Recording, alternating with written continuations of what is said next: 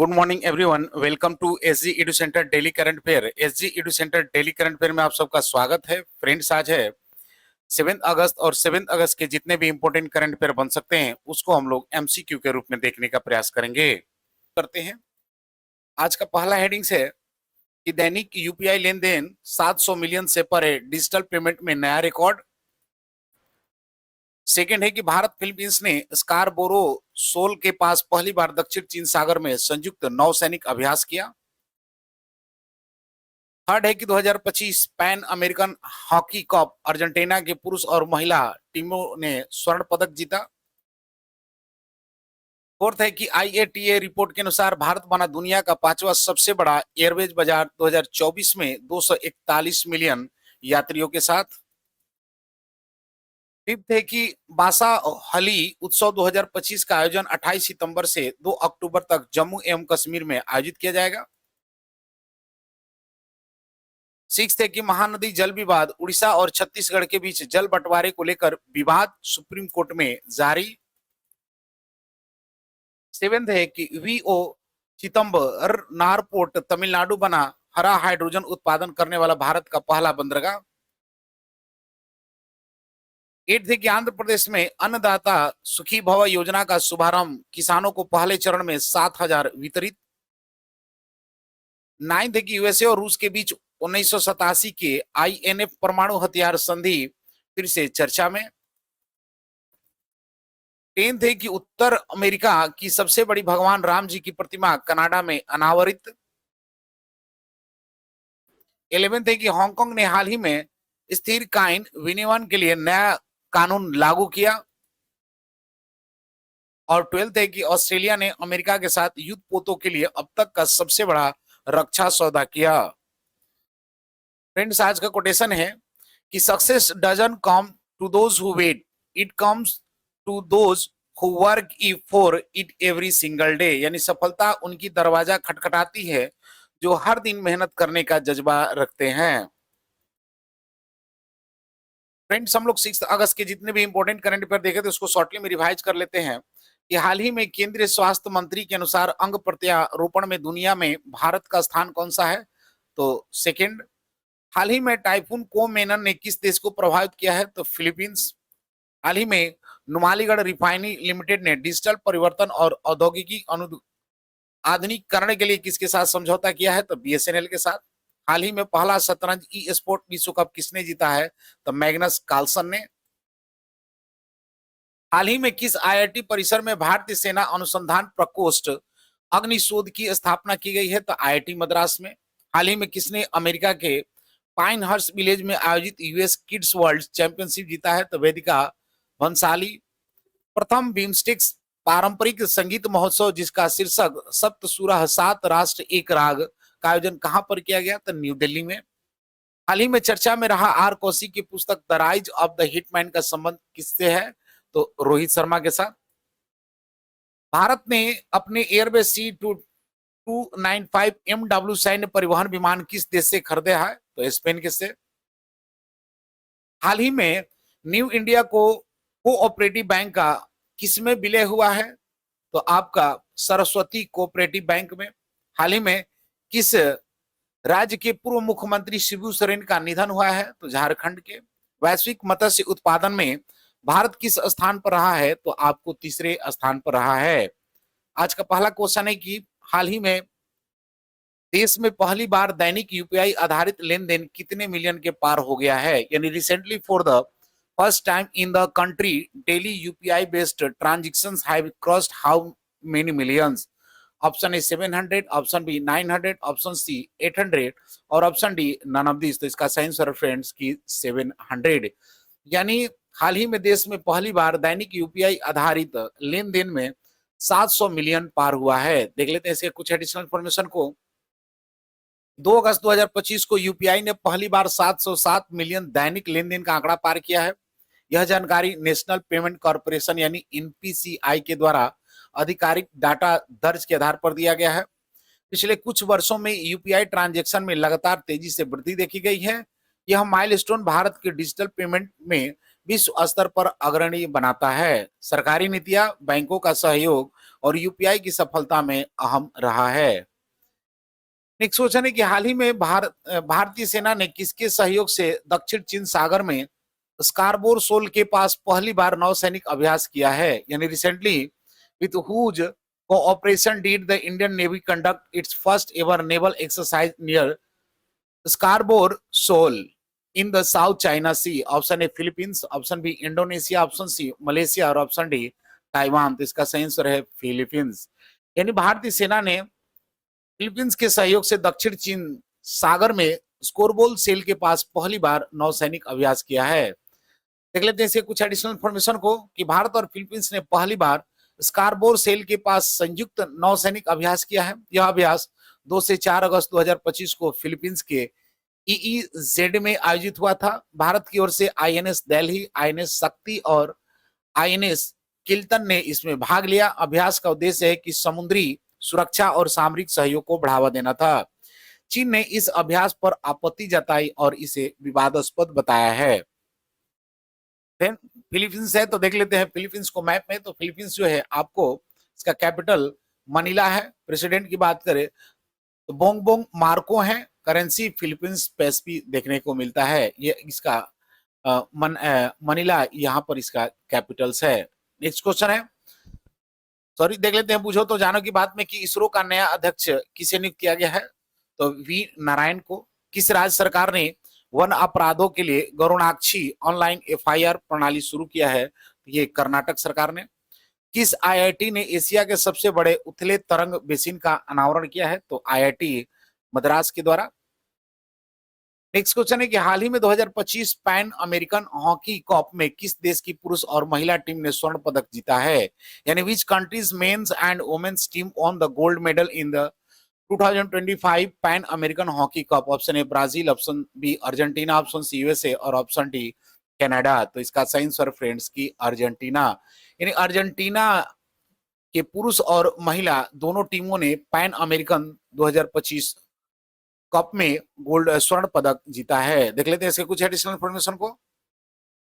Sorry देख लेते हैं बुझो तो जानो की बात में कि किस देश में माउंट इबू ज्वालामुखी फटा है? तो ये आपको इंडोनेशिया में। किस राज्य सरकार ने पार्थ योजना को लॉन्च किया है? तो मध्य प्रदेश ने। किस राज्य के मुख्यमंत्री ने सिंधु लिपि को डिकोड करने के लिए $1 मिलियन इनाम की घोषणा की है? तो तमिलनाडु ने। नेक्स्ट क्वेश्चन है कि हाल ही में अंतरराष्ट्रीय हवाई अड्डा परिवहन संघ ने दुनिया के सबसे बड़े विमानन कौन बना है? यानी recently the International Air Transport Association IATA rank the world largest aviation market as which position? Option A second, option B third, option C fourth और ऑप्शन डी फिफ्थ। इसका सही आंसर है फ्रेंड्स की फिफ्थ। यानी भारत जो है अंतरराष्ट्रीय हवाई अड्डा परिवहन में 5वें स्थान को प्राप्त किया है। देख लेते हैं इसके कुछ एडिशनल इंफॉर्मेशन को कि अंतरराष्ट्रीय हवाई अड्डा परिवहन आईटीए की रिपोर्ट के अनुसार भारत दुनिया का 5वां सबसे बड़ा विमानन बाजार बन गया है। 2024 में भारत में हवाई यात्रा करने वाले यात्रियों की संख्या लगभग 241 मिलियन रही।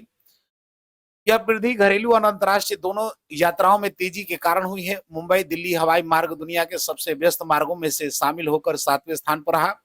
भारत की विमानन वृद्धि में कम किराए, बेहतर बुनियादी ढांचा और बढ़ती आय इसका महत्वपूर्ण कारण है। बोसोवी महोत्सव 2025 का आयोजन कहाँ होगा? यानी वेयर विल बोसोवी महोत्सव 2025 be organise? Option A Ladakh, option B Jammu Kashmir, option C Uttarakhand और ऑप्शन डी हिमाचल प्रदेश। तो इसका सही आंसर फ्रेंड्स कि जम्मू कश्मीर में बसोहली उत्सव महोत्सव 2025 का आयोजन किया जाएगा। देख लेते हैं इसके कुछ एडिशनल इंफॉर्मेशन को कि महोत्सव जम्मू और कश्मीर के कठुआ जिले में स्थित बसोहली कस्बे में आयोजित होगा। यह तीसरा संस्करण 28 सितंबर से 2 अक्टूबर तक चलेगा। आयोजनकर्ता जम्मू कश्मीर आईजीएनसीए और वस्थली संगठन में के सामूहिक प्रयास से आयोजित किया जा रहा है। थीम जो है इस वर्ष का उत्सव में की थीम रामायण पर आधारित होगी, जिसमें रामायण थीम वाले प्रदर्शन, लोक कला, नृत्य और गायक प्रतियोगिता इसमें शामिल होंगे। नेक्स्ट क्वेश्चन है कि चर्चा में रहा महानदी जल विवाद किन 2 राज्यों के बीच में है? यानी the Mahanadi water dispute is between which 2 state? Option A Karnataka and Tamil Nadu, option B Orissa and Chhattisgarh, option C Maharashtra and Gujarat और ऑप्शन डी मध्य प्रदेश और उत्तर प्रदेश। तो इसका सही आंसर फ्रेंड्स कि उड़ीसा और छत्तीसगढ़ के बीच में महानदी जल विवाद बना हुआ है। देख लेते हैं इसके कुछ एडिशनल इन्फॉर्मेशन को कि महानदी जल विवाद उड़ीसा और छत्तीसगढ़ के बीच में है। विवाद का कारण है कि छत्तीसगढ़ द्वारा महानदी पर बनाए जा रहे बांध और बैराज है। उड़ीसा का आरोप है कि इन परियोजनाओं से राज्य में मिलने वाली पानी कम हो जाएगा। मामला सुप्रीम कोर्ट में है और इसके लिए महानदी जल विवाद न्यायाधिकरण का गठन किया गया है। यह नदी उड़ीसा के लिए सिंचाई, पेयजल और उद्योग पर प्रमुख स्रोत है। देख लेते हैं बुझो तो जानो की बात में कि राष्ट्रीय युवा महोत्सव 2025 का आयोजन कहां पर किया गया है। तो इसका आयोजन गुजरात में किया गया। 23वें दिव्य कला मेले का आयोजन पर कहां पर हुआ है, आयोजन कहां हुआ, तो सॉरी इसका आयोजन जो है नई दिल्ली में हुआ है। किसने ऑल इंडिया रेडियो के विशेष कुंभवाणी चैनल का उद्घाटन किया, तो योगी आदित्यनाथ ने। नेक्स्ट क्वेश्चन है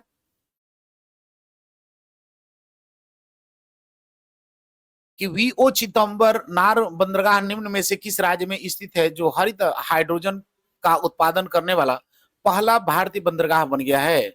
यानी VO Chidambaranar port located in which of the following state has become the first Indian port to produce green hydrogen. Option A Orissa, option B Tamil Nadu, option C Maharashtra और option D Gujarat. तो इसका सही आंसर है friends कि तमिलनाडु। यानी तमिलनाडु में वीओ चिदम्बर नार बंदरगाह हरित हाइड्रोजन का उत्पादन करने वाला पहला भारतीय बंदरगाह बन गया है। देख लेते हैं कुछ एडिशनल इन्फॉर्मेशन को कि VO Chidambaranar port Tamil Nadu में स्थित है। यह भारत का पहला बंदरगाह बन गया है जिसने हरित हाइड्रोजन का उत्पादन किया है। परियोजना का उद्देश्य स्वच्छ ऊर्जा को बढ़ावा देना और कार्बन उत्सर्जन को घटाना है। हरित हाइड्रोजन पानी के इलेक्ट्रोलाइसिस से नवीकरणीय ऊर्जा का उपयोग करके बनाया जाता है। यह कदम भारत के ग्रीन पोर्ट और ऊर्जा आत्मनिर्भरता के लक्ष्य को में योगदान देगा। फ्रेंड्स तमिलनाडु है तो देख लेते हैं तमिलनाडु को मैप में। तो तमिलनाडु जो है साउथ इंडिया का एक स्टेट है जिसका कैपिटल चेन्नई है। सीएम की बात करें तो M K Stalin, governor R N Ravi, Lok Sabha की 39 और राज्यसभा की 18 सीटें हैं। स्टेट लेजिस्लेचर की बात करें तो यहाँ पर यूनिकैमरल देखने को मिलता है। नेक्स्ट क्वेश्चन है कि हाल ही में अन्नदाता सुखी भव योजना किस राज्य में शुरू की गई है। यानी which state has launch the Annadata Sukhi Bhava scheme. Option A Tamil Nadu, option B Andhra Pradesh, option C Kerala और ऑप्शन डी उत्तर प्रदेश। तो इसका सही आंसर फ्रेंड्स कि आंध्र प्रदेश सरकार के द्वारा अन्नदाता सुखी भव योजना शुरू की गई है। देख लेते हैं कुछ एडिशनल इन्फॉर्मेशन को कि अन्नदाता सुखी भव योजना आंध्र प्रदेश के सरकार ने शुरू की है। योजना के तहत किसानों को बीज, खाद और कृषि जरूरतों के लिए आर्थिक सहायता दी जाएगी। पहले चरण में प्रत्येक पात्र किसान को 7,000 प्रदान किए गए। राशि में 2,000 केंद्र के पीएम किसान से और 5,000 रुपया सरकार से दिए जाएंगे। योजना का लक्ष्य राज्य के 46 लाख से अधिक किसानों को लाभ पहुंचाना है। नेक्स्ट क्वेश्चन है कि हाल ही में चर्चा में रहे 1987 के आईएनए परमाणु हथियार संधि का संबंध किससे है। The 1987 INF nuclear weapons treaty recently in the news is related to which country? Option A Britain, Germany, option B China, Taiwan, option C उत्तर कोरिया, साउथ कोरिया और ऑप्शन डी यूएसए, रसिया। तो इसका सही answer friends कि USA Russia से INF 1987 की परमाणु संधि संबंधित है। देख लेते हैं इसके कुछ एडिशनल इंफॉर्मेशन को।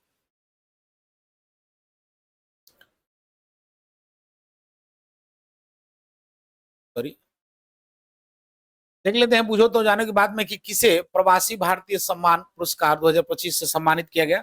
तो डॉक्टर सैयद अनवर खुर्शीद को। हिमाचल प्रदेश सरकार ने Himachal Pradesh institute of public administration का नाम किसके सम्मान में बदला है। तो डॉक्टर मनमोहन सिंह के नाम पे। हेनली पासपोर्ट इंडेक्स 2025 में कौन शीर्ष पर रहा है। तो ये आपको सिंगापुर। नेक्स्ट क्वेश्चन है कि उत्तर अमेरिका की सबसे बड़ी राम जी की प्रतिमा का अनावरण कहाँ किया गया। यानी where has North America's largest statue of Ram ji unveiled. Option A Canada, option B America, option C Mexico और ऑप्शन डी अलास्का। तो इसका सही आंसर फ्रेंड्स की कनाडा। यानी उत्तर अमेरिका की सबसे बड़ी राम जी की प्रतिमा का अनावरण कनाडा में किया गया है। नेक्स्ट क्वेश्चन है कि हाल ही में किस देश ने स्थिर कॉइन स्टेबल कॉइन को नियंत्रित करने के लिए नया कानून लागू किया है। In which country has recently implemented a new law to regulate stable coins, option A Japan, option B Hong Kong, option C Australia और option D none of this. तो इसका सही आंसर फ्रेंड्स कि हांगकांग, यानी हांगकांग ने स्थिर coin यानी stable coin को नियंत्रित करने के लिए नया कानून लाया है। देख लेते हैं इसके कुछ एडिशनल इन्फॉर्मेशन को कि हांगकांग ने डिजिटल संपत्तियों की सुरक्षा बढ़ाने के लिए नया कानून पेश किया है। यह कानून विशेष रूप से स्थिर कॉइन जैसे टोकन को नियंत्रित करने पर केंद्रित है। स्थिर कॉइन को संचालित करने के लिए अब लाइसेंस लेना अनिवार्य होगा। नए नियम उपयोगकर्ता की सुरक्षा और वित्तीय प्रणाली की स्थिरता सुनिश्चित करने के लिए बनाए गए हैं। यह कदम हांगकांग को एक जिम्मेदार क्रिप्टो हब के रूप में स्थापित करने की दिशा में एक महत्वपूर्ण पहल है। नेक्स्ट क्वेश्चन है कि, और आज का अंतिम क्वेश्चन है कि हाल ही में ऑस्ट्रेलिया ने किस देश के साथ युद्ध पोतों के लिए अब तक का सबसे बड़ा रक्षा सौदा किया है। यानी recently Australia has sign its largest ever defence deal for warship with which country. Option A Russia, option B Japan, option C USA और option D none of this. तो इसका सही आंसर फ्रेंड्स कि रसिया सॉरी यूएसए, यानी Australia ने USA के साथ युद्ध पोत के लिए अब तक का सबसे बड़ा रक्षा सौदा किया है। देख लेते हैं कुछ एडिशनल इन्फॉर्मेशन को। ऑस्ट्रेलिया ने अमेरिका के साथ अरबों डॉलर का युद्ध पोत रक्षा सौदा किया है। यह सौदा अब तक का ऑस्ट्रेलिया का सबसे बड़ा नौ सैनिक समझौता है। सौदे के तहत आधुनिक युद्ध पोतों का निर्माण, तकनीकी सहयोग शामिल है। यह कदम हिंद प्रशांत क्षेत्र में सुरक्षा बढ़ाने के उद्देश्य से उठाया गया है। यह समझौता एयू के यूएस साझेदारी के तहत रणनीतिक सहयोग का हिस्सा है। फ्रेंड्स, लास्ट वीडियो क्वेश्चन था कि हाल ही में किस आईआईटी परिसर में भारतीय सेना अनुसंधान प्रकोष्ठ अग्निशोध की स्थापना की गई। तो आईआईटी, इसका सही answer friends option A IIT Madras में। आज का क्वेश्चन है कि हाल ही में अन्नदाता सुखी भव योजना किस राज्य से ने शुरू किया है। Option A Telangana, option B Andhra Pradesh, option C Kerala और ऑप्शन डी उत्तर प्रदेश। तो इसका फ्रेंड्स इसका आंसर कमेंट बॉक्स में जरूर दें। मिलते हैं अगले वीडियो, तब तक के लिए जय हिंद।